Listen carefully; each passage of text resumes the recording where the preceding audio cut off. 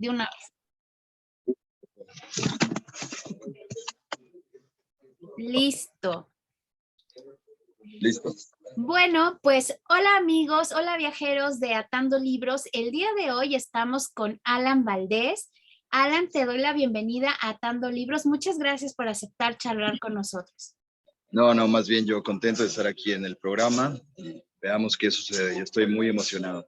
Muchas gracias. Y como siempre, le damos gracias al Fondo de Cultura Económica que siempre nos da la oportunidad de charlar con autores.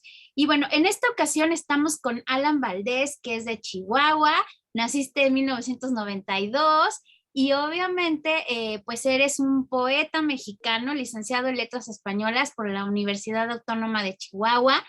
Y en el 2014 asististe al sexto curso de creación literaria y con este libro, que es un poemario, ganaste el Premio Nacional de Poesía Joven Elías Nandino 2020, que pertenece a la colección Tierra Adentro, editada por el Fondo. Y tu poemario se llama La pérdida de la voluntad en el agua. Así es. Sí, ¿Cómo parece se muy híjole, bien.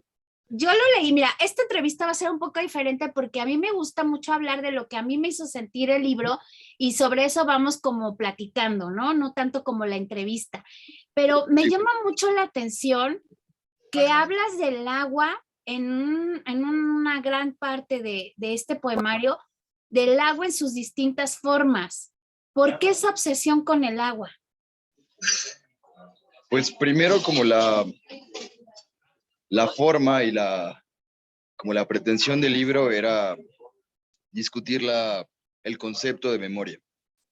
Y entonces como yo tratando de pensar como discursivamente cuáles son las posibilidades de ese concepto, lo desarticulé en sus características. La memoria es errática, se contiene y a la vez busca como diluirse, como escaparse, es aleatoria, es azarosa, pero también es quieta.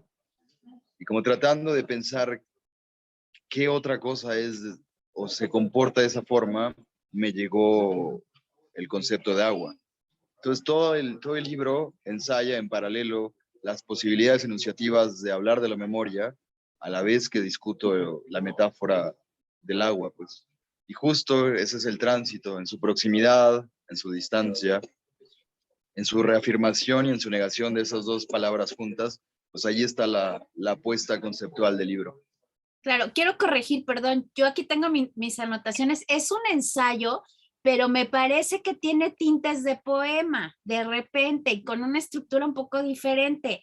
De repente me gustó mucho que hablas de la nieve, esta nieve que es como el horizonte, esta cama que ya está hecha y que bueno, para los mexicanos de repente sí es algo novedoso porque normalmente, salvo los estados del norte, Chihuahua, por ejemplo, a veces neva y es como todo un espectáculo, ¿no? De repente en la Ciudad de México te puedo decir que yo he visto nieve 2 veces en mi vida, ¿no? En los 52 años que yo tengo.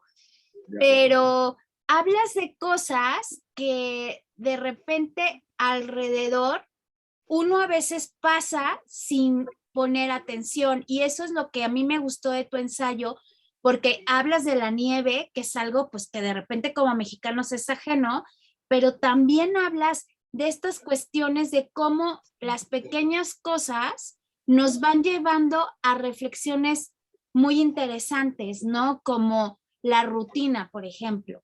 Esto de levantarte, de dormir, de lavar los dientes, de preparar, y de ahí te vas a una reflexión. Entonces, ¿te gustó o fue tu intención mezclar esta parte del ensayo con esta parte de reflexión filosófica?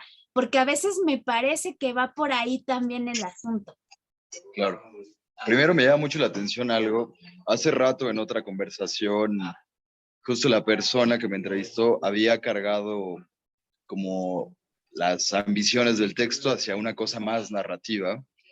Y ahora tú, y bueno, la mayoría de la gente me dice que es poesía también como por la etiqueta que ya trae el libro, pero justo me llama la atención que tú me dices que es un ensayo.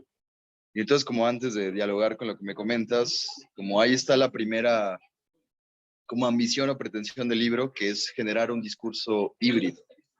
Esto no quiere decir como que sea descuidado y que sea errático simplemente por falta como rigor, sino más bien lo que quería era que fuera un libro como que tendiera o se expandiera hacia muchos recursos discursivos. En este caso, como donde recae en ti, que justo eso es como iniciaste la conversación, que quieres hablar de tus impresiones, pues en ti lo que más hizo eco fue la condición ensayística del libro. Y sí, ensaya cosas, en tanto que las ensaya, porque yo creo que también la metáfora es una forma de ensayar las posibilidades enunciativas de las palabras y las cosas.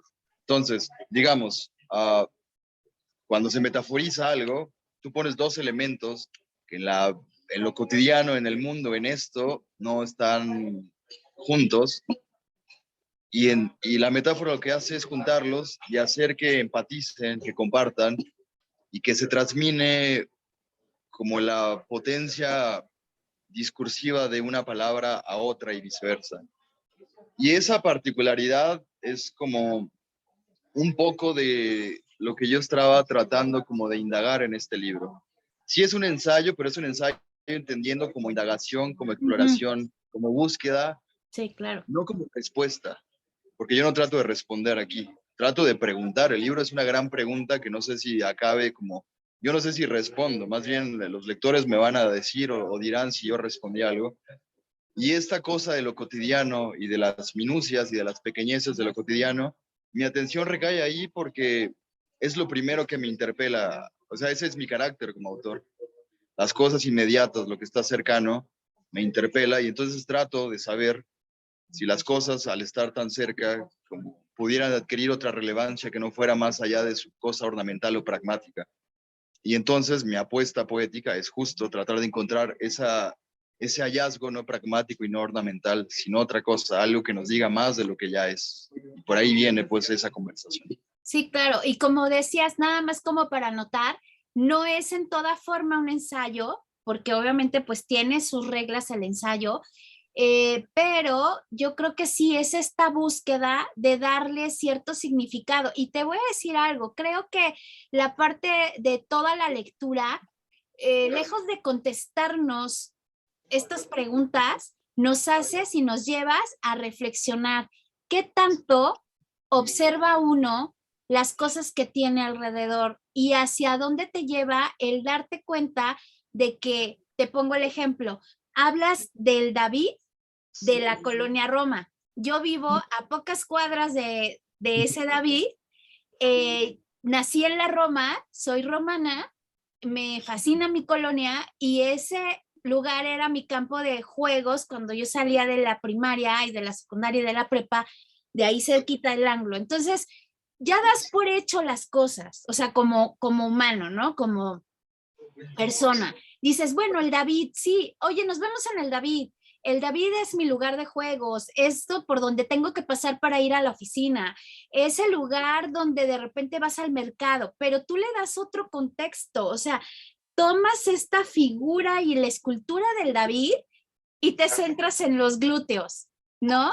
Y de repente te empiezas a cuestionar cosas como este objeto inanimado proviene de un organismo del cual se inspiró, de un hombre, ¿no? De un David. Entonces, te lleva como a decir, oye, tantas veces que paso por ahí, por Plaza de Río de Janeiro, y lo veo como, pues sí, la cosa es, o de repente es una como casa, o digo, una cama hecha, o sea, nos vas llevando a estas reflexiones y uno de repente dice, híjole, es que damos por hecho tantas cosas y pasamos de largo tantas cosas tan pequeñitas, pero que al mismo tiempo son tan grandes que de repente te pierdes en el tiempo y la vorágine. Entonces creo que esa es la parte que más me gustó de la pérdida de la voluntad en el agua. Y bueno, también hablas pues de esta parte de la sintonía en las ciudades, ¿no? Ese es el carácter narrativo del texto. A pesar de que hay una cosa errática y se ensaye como de manera aleatoria muchos elementos, hay una cosa que nos conduce. Uh, entonces, por ahí viene más o menos como estos brincos entre fragmento y fragmento. Porque justo le atinaste perfecto, es como así pensamos. Así es como funciona el pensamiento. Claro, hay una lógica, hay un orden Claro, en procesos de pensamiento, sí, pero como que lo maravilloso también de pensar es que no se puede controlar como los caminos que abre el pensar en sí mismo. O sea, ahí está como lo maravilloso de hacer una pausa frente a las cosas y reconocer que nos van a decir algo que no sabíamos, pero que ahí está. Esta atención de la que hablas, como de que están los objetos ahí, no les ponemos atención, justo eso es como lo que yo creo que es lo maravilloso, como de, no nada más de la literatura, sino del arte en general, es como quitarle, o más bien darle a los objetos como una vitalidad distinta a la que estamos acostumbrados. Al menos por un momento, tienen una vigencia distinta en nosotros, significan más de lo que pueden ser, y aunque después recuperan otra vez su estado normal, hay metáforas que nunca se nos van, que de hecho después se vuelven utilitarias para explicar las cosas. No sé, esas se absorben en la oralidad, como cuando alguien dice el tiempo vale oro. Alguien en algún momento hizo esa comparación entre el tiempo y el oro, y ha de haber sido maravilloso escucharla por primera vez, y ahora es utilitaria, y ahora la entendemos como parte de un lenguaje práctico para explicar como el ser responsable con el tiempo, pero así es como cada quien va organizando su pequeño diccionario de revelaciones y hallazgos con las cosas que parecieran útiles, y justo como cuando las sacamos de esa dimensión como cotidiana, como adquiere una relevancia distinta. En mi caso, yo lo único que hice fue ser muy ocioso y mirar las cosas más tiempo de lo que son y tratar de pensar que no nada más son en su quietud, sino también son en el lenguaje. Y a partir de reconocer eso es como adquiere una vitalidad poética, adquiere una dimensión como literaria y justo interpelan y tratan de conversar con un lector. En este caso, pues ahorita contigo. claro. Y es importante porque también dotas a los objetos, a las cosas de un carácter orgánico, ¿no? Cuando no lo tienen. Y eso también se me hizo muy interesante de la parte de la lectura. Hablas de la bolsa como la memoria y a veces la bolsa pesa mucho y le hablas a esta parte de del silencio como piedras. A veces la misma cuestión de guardar silencio a veces rompe, taladra y va llenando esa pequeña bolsa de memoria, ¿no? Que a veces hasta desfunda, ¿no? Claro, claro, como, o sea, las discusiones del libro, por ejemplo, en este caso, el silencio, como que para recordar hay que guardar silencio. Un silencio como si físico, ¿no? Como que haces una pausa de lo que pasa en el exterior y entonces te concentras en ti. O sea, rememorar, recordar es una reconcentración de uno mismo. Como que es uno en superlativo. Y eso requiere silencio, silencio real. Entonces, como que justo estas comparaciones del silencio con las piedras, de la bolsa con la memoria, como estos juegos de comparar como conceptos abstractos con objetos, a mí me da una como facilidad ejemplificativa. Me permite en la comparación de una cosa abstracta con una cosa concreta proponer como una manera de acercarse a algo que podría parecer agotado, pero que se revitaliza. Y ese es el principio casi como técnico del libro. Comparo a la memoria con una cosa, un concepto abstracto con algo concreto que es el agua. Comparo el silencio con una piedra, comparo la memoria con una bolsa. Como que ese intercambio de características en su encuentro, como que ahí es donde está la reflexión y el ensayo, pues ahí es donde le digo al lector, hay que fijarnos como las propiedades del mundo para entender los conceptos que no podemos controlar. Y como esa es como la gran apuesta, no sé si la consiga siempre, pero ese fue como mi transitar en el libro, como ese juego de lo abstracto a lo concreto y viceversa. Sí, y fíjate que me parece que como está construido, vale la pena decir que uno se tiene que dejar fluir. Me recuerda un poco de guardando las comparaciones, porque luego empiezan a poner ahí cosas raras, pero me parece que esta lectura es un poco como debe de uno leer Rayuela, porque a veces el sobre sobredimensionar y el sobreestar pensando, ¿no? Tratar de entender cada palabra y ubicar cada frase, no es posible en este tipo de libros como se están manejando, ¿no? Donde se incluye la parte filosófica, donde de repente se crea una forma diferente de presentar las cosas.